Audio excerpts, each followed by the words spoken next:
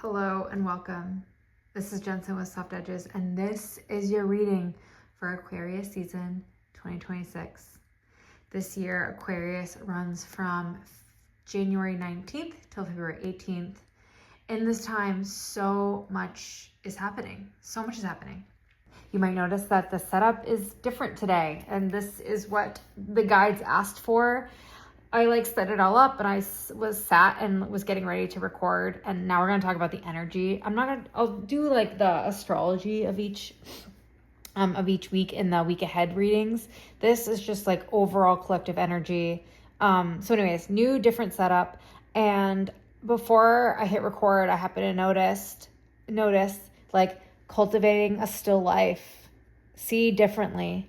I get a sense that is going to be, a big message for us this month. I think that things will be anything but still with all the interactions happening with Pluto, but that we're gonna be in control of one thing, and that's gonna be us. And we might be brought right down into stillness.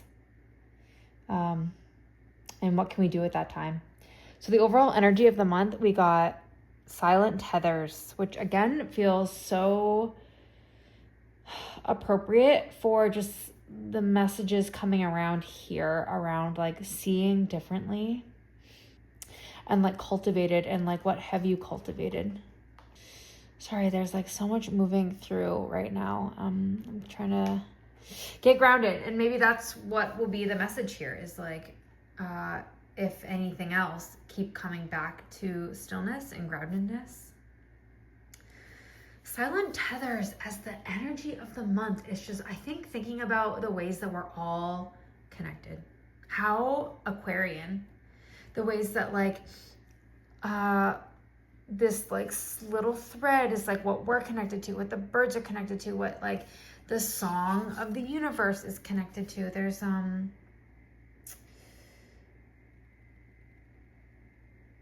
there's something here about all singing the same song, even if it sounds different. I'm gonna read from the guidebook for this. I'm gonna leave that right here. All right, so silent tethers. Sometimes you may feel stuck without knowing why. These tethers, seen or unseen, ask for your compassion and patience. The songbirds remind you that everything is in place. The untying leads to more powerful, whole versions of yourself. Don't be delusioned by the depths of these ties. Some may be yours, some may stretch across generations. With ancestral wounding, there's also ancestral resilience. Remember that you don't have to journey inward alone. Professional help is always encouraged. It's curious because I drew this card last, and I was I drew these from weeks. So I did week 1 of Aquarius season, 2, 3, 4. And by week 4, I was oh, we're all connected for a common cause, but will we realize that? And that really to me speaks to this silent tethers card, is will we realize how deeply connected we really all are? That most of us have a connected vision of peace. I just heard too, there's something about wanting the underdog, or an underdog coming. That's really interesting. To me, Aquarius talks is the underdog. Okay. So the first week of Aquarius season, we have the 10 of Wands, and this makes me think about we might be entering Aquarius season feeling totally exhausted, totally burnt out. I like that this card talked about professional help is encouraged, because this is when you're going to want to be calling your therapist. This is the week you might want to be touching base with your friends, your family, all of the supports that you have. The beeping I'm hearing in the distance right now, I don't know if you can hear it, is also making me think about alarm bells. Alarm bells are going off, and it's time for you to tend to things. I'm hearing too something along the lines of something feeling squashed. I'm squashed because of the raining on your parade. But the reality is you can't keep moving forward like this. So how can you see the first week of Aquarius season as, and again, if you watched the week ahead, as we were entering Aquarius season, we were getting the death card. We were letting things fall away. So like, how can you let things fall away this week? Because it's time. It might feel painful, it might feel hard, but it's still time to let things fall away. Second week of Aquarius season, and we have the Tower in reverse. Right off the bat, I'm hearing, did you not let go of the things that are like falling away, or are you resisting the falling away of the things that are coming up for you the first week of the season? I just heard ashes to ashes, dust to dust. What does that mean? So the Tower in the upright traditionally talks about like a great awakening, things falling away that perhaps you were resistant to allowing to fall away. Again, hearkening back to the beginning of the season. In the reverse, to me, it speaks even more loudly to the resistance to letting things be done. It's also like a destructive energy, and it doesn't have to necessarily be in the collective. This can be like, where in your life are things potentially like burning up, falling away, turning to ash, but like you're still caught up on the memory of how it used to be? I'm hearing like even burn the memory, like that wasn't serving you either. So strange.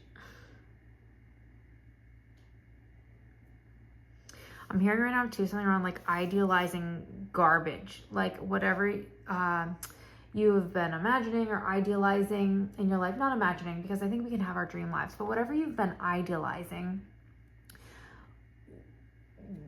there's a burning away of what is actually happening. There's a burning away of all that is actually, which is the truth. And in its place, it's just like the remnants of what was. And there's a big message here around I'm hearing right now really clearly, and I have to just say it before I go on, is like, this could be you, this could be someone you know. It doesn't necessarily have to be you that things are burning away. But remember through the silent tethers that we're all connected. So whatever is burning away, burning down, does impact you. Oh dear. Third week of Aquarius season, we have the Knight of Wands. Whenever I see the Knight of Wands, I think here for a good time, not for a long time. I'm hearing now, like, what is it a song? Like cars, trains, and automobiles, something like that. Something about like transportation.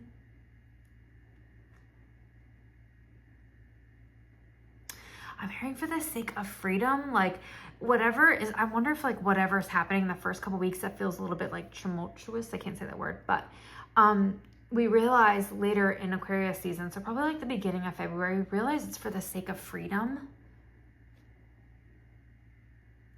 Like we want to feel free, and we're not feeling free because we're either really tethered to things in our lives or things around us that are now falling away, whether we like it or not. In order for us to move towards freedom, there's like this decisiveness, like this division that's occurring.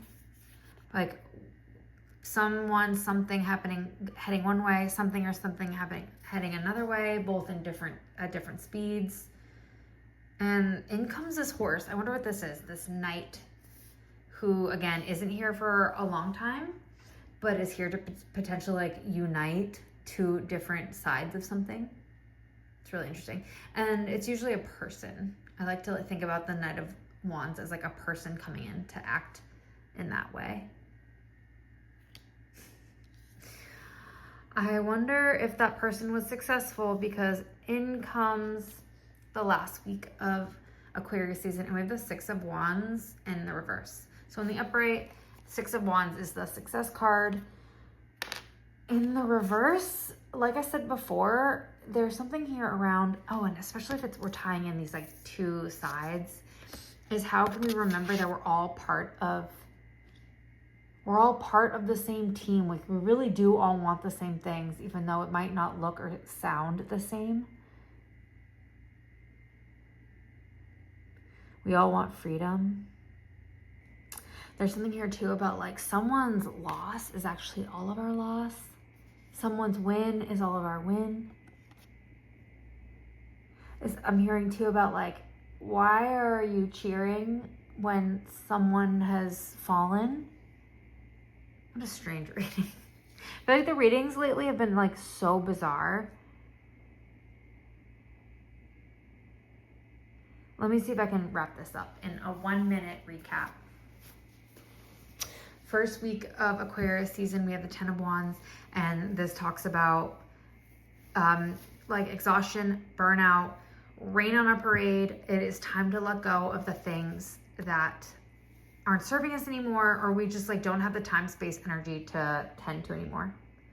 Second week of Aquarius season, if you weren't letting go of these things, or like things around you are burning, let them. This like, don't resist it. And I think that you will resist it anyways, and then you will remind yourself that this has to occur for a reason. Third week of Aquarius season, we have, I feel like someone or something coming in to unite two sides of something, like that might be in your life for the sake of peace. But remember that this person is here for just a short while. It moves through quite quickly. Finally, there is a uniting that is beneath the surface, but might not be obvious. How can we see that we all really want the same things? Being mindful to like, there's something about like either winning the battle, losing the war, or losing the battle, winning the war. There's something around like this like duality, these both and. So like, don't preemptively cheer, or on the opposite, don't preemptively feel like you've been defeated. And overall, as an energy, remembering that we're all connected. That if you're really needing support, it is time to seek it. Yeah, there's so much about like peace and unity, and I think Aquarius season will bring a lot of shakeups and ways for us to see differently. Let's take the invitations to do that, see differently, find some stillness, spend time cultivating stillness.